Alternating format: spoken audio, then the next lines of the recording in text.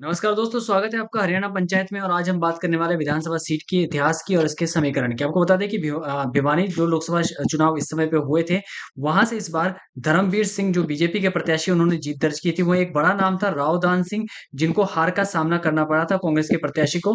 तो इस विधानसभा सीट पे क्या कांग्रेस का इतिहास रहा है, क्या बीजेपी का इतिहास रहा है, चलिए उसके बारे में शुरू करते हैं।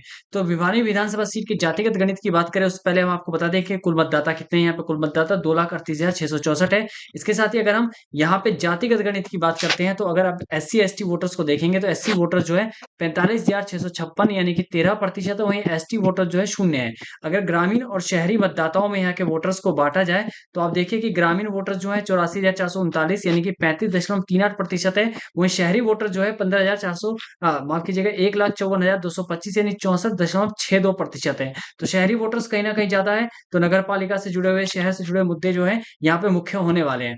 अगर हम 2019 के विधानसभा चुनाव की बात करें तो उस समय पे 60% के करीब यहाँ पे मतदान हुए थे। उम्मीद है कि इस बार ये जो प्रतिशत है वो बढ़ेगा।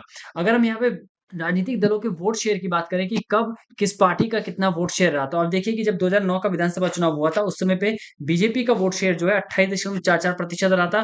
कांग्रेस का वोट शेयर 25.69% रहा था। इंडियन नेशनल लोकदल का वोट प्रतिशत जो है 18.95% रहा था।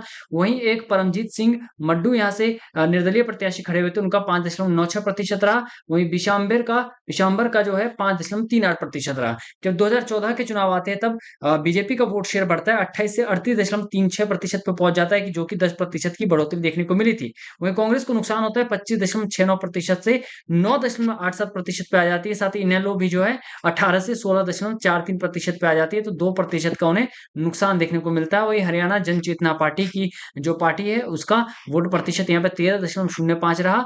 मामन चंद का जो निर्दलीय प्रत्याशी थे उनका 7.5 रहा। 2019 का जब विधानसभा चुनाव आता है उस समय पे बीजेपी को और ज्यादा फायदा होता है, 47.4% उनका वोट शेयर रहता है, जेएनजेपी का 26%। कांग्रेस को हल्का सा फायदा देखने को मिलता है, जो जनाधार उनका खो गया था वो थोड़ी सी उसमें बढ़ोतरी देखने को मिलती है, 9.87% से 14.3% पहुंच जाती है। बसपा भी 6.2% पे रहती है, बाकी सभी शून्य रहते हैं।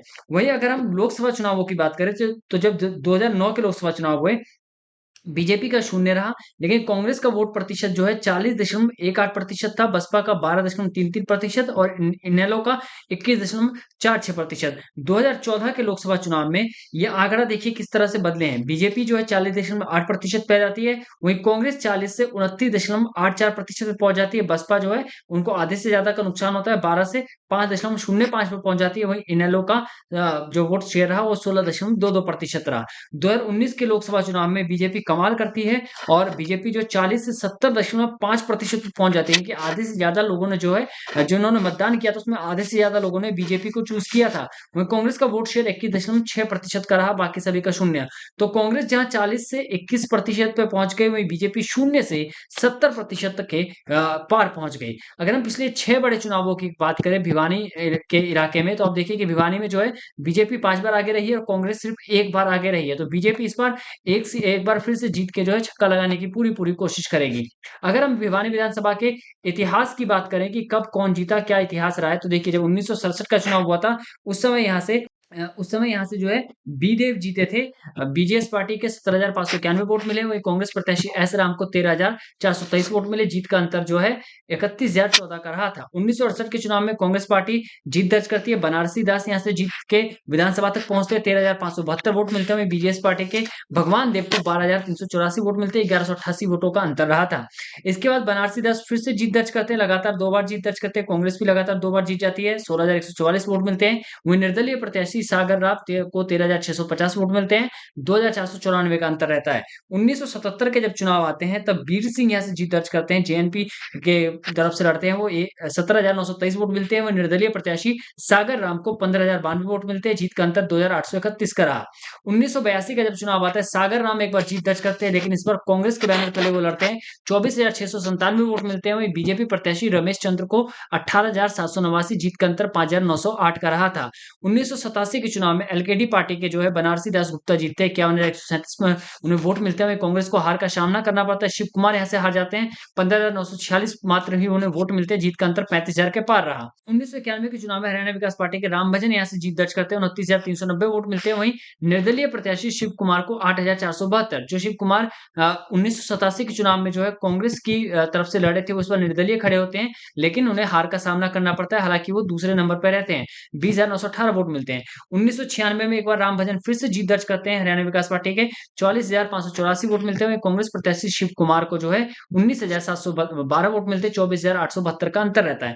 2000 के चुनाव में बंसीलाल जीत करते हैं एचवीपी के, यानी कि एचवीपी जो पार्टी है ये लगातार 3 बार जीत दर्ज करती है, लेकिन प्रत्याशी अलग होता है। वहीं कांग्रेस पार्टी के वासुदेव को मात्र 25,103 वोट मिलते हैं। जीत का अंतर 8,096 का रहा था। इसके बाद जब अगला चुनाव आता है 2005 का, उस समय कांग्रेस की एक बार फिर वापसी होती है। डॉक्टर शिवशंकर भारद्वाज यहाँ से जीतते हैं।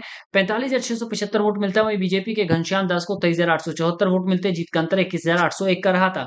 2009 के चुनाव में बीजेपी के घनश्याम शराफ यहाँ से जीतते हैं। 27,337 वोट मिलते हैं। डॉक्टर शिवशंकर भारद्वाज जो कांग्रेस प्रत्याशी थे, जिन्होंने 2005 में जीत दर्ज की थी और अच्छे खासे मार्जिन से जीत दर्ज करी थी, उन्हें मात्र 24,692 वोट मिले। जीत का अंतर 2,645 का। 2009 के चुनाव में बीजेपी लगातार दूसरी बार जीतती है। घनश्याम सर्राफ जीतते हैं। 50,000 से ऊपर वोट मिलते हैं। वहीं निर्मला शराफ जो निर्दलीय माफ कीजिएगा इंडियन नेशनल लोकदल के प्रत्याशी होते हैं, उन्हें 21,423 वोट मिलते हैं। कांग्रेस यहाँ दूसरे नंबर पर भी नहीं टिकती। 28,597 वोट से वो हार जाती है। वहीं 2019 के चुनाव में घनश्याम सर्राफ लगातार तीसरी बार जीतते हैं। बीजेपी के प्रत्याशी 61,000 से ऊपर वोट मिले। वहीं जेजेपी के जो डॉक्टर शिवशंकर भारद्वाज थे, जिन्होंने 2005 में कांग्रेस की तरफ से लड़ा, 2009 में कांग्रेस की तरफ से लड़ा, 2019 में वो जेजेपी से लड़े, लेकिन वोट उन्हें मात्र मिले 33,820, 70,884 रहा। तो अगर आप पिछले सारे इतिहास को देखें तो घनश्याम सर्राफ लगातार 3 बार जीते और ये अपने आप में उनका एक रिकॉर्ड है। बीजेपी लगातार 3 बार जीती है। अभी तक एचवीपी के पास एक रिकॉर्ड था कि वो लगातार 3 बार जीती थी। बीजेपी ने इस रिकॉर्ड की बराबरी कर ली। अब देखना होगा कि बीजेपी इस रिकॉर्ड को तोड़ पाती है 2024 के चुनाव में। इस पर सबकी नजर होगी। तो ये था भिवानी विधानसभा सीट का इतिहास और यहाँ का समीकरण। आपको ये वीडियो कैसी लगी कमेंट करके जरूर बताएं। वीडियो को शेयर करना ना भूलें। अगर आपके पास कोई अपने विधानसभा से जुड़े कोई रोचक फैक्ट्स हैं, कोई रोचक तथ्य हैं, तो वो आप हमें शेयर कर सकते हैं। धन्यवाद।